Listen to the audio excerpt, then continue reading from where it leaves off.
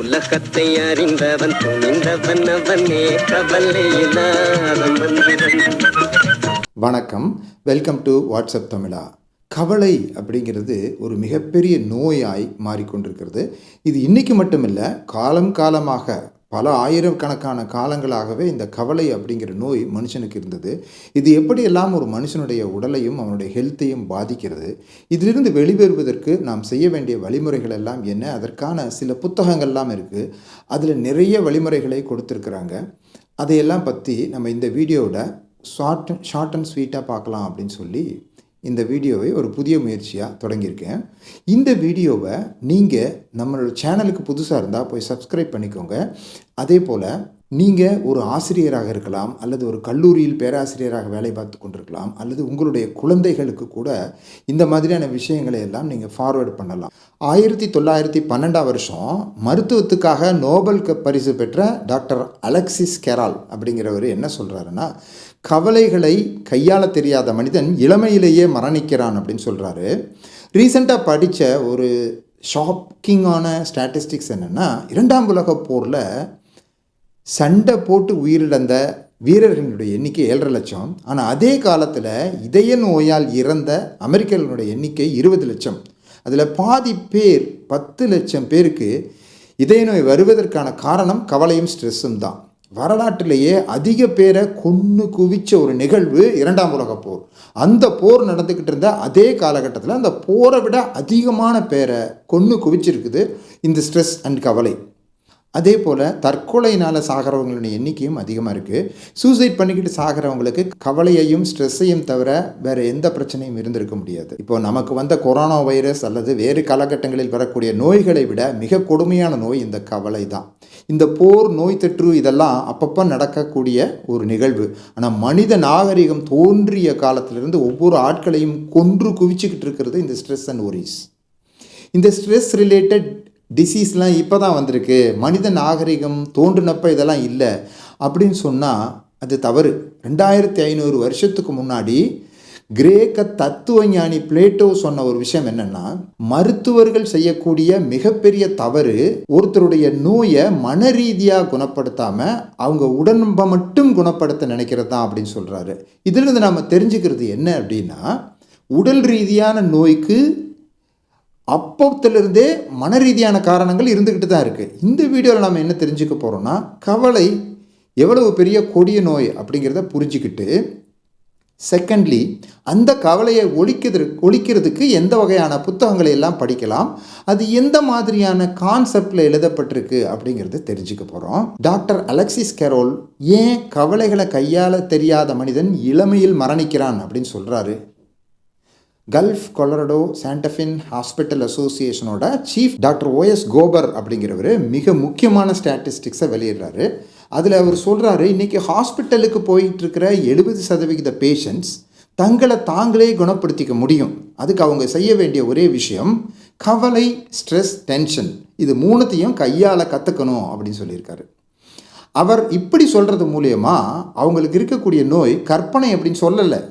அவர் தெளிவாக சொல்கிறது என்னென்னா, அவங்களுக்கு இருக்கக்கூடிய நோய் எல்லாம் 100% ரியல் தான்.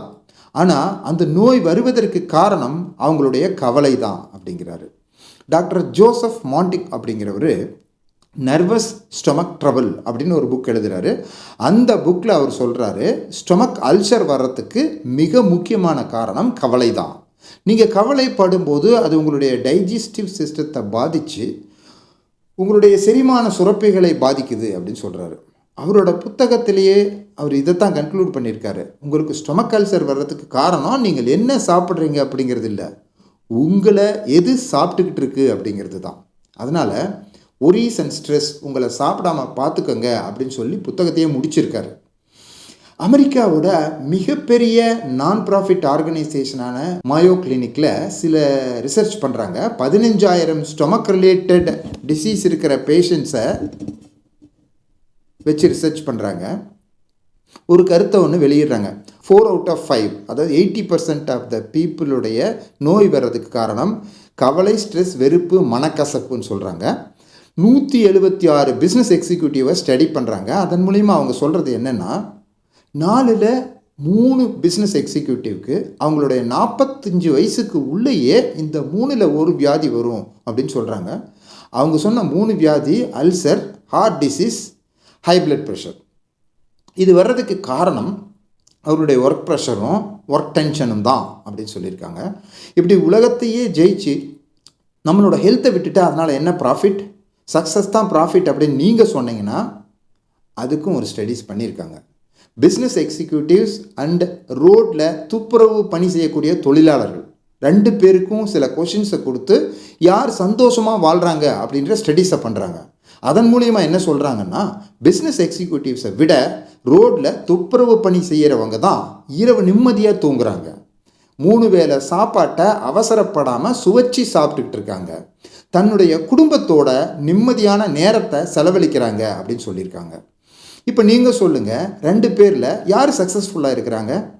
என்ன கேட்டால் அந்த துப்புரவு தொழிலாளிகள் தான் சக்ஸஸ்ஃபுல்லாக இருக்காங்கன்னு சொல்ல முடியும். டாக்டர் வில்லியம் ஜேம்ஸ் ஒரு விஷயத்தை சொல்லியிருக்காரு. ஒருத்தங்க ஒரு மிகப்பெரிய தப்பு பண்ணிவிட்டு அதுக்காக வருத்தப்பட ஆரம்பிச்சிட்டாங்கன்னா அவங்கள விட்டுருங்க, அவங்களுக்கு எந்த தண்டனையும் தேவையில்லை.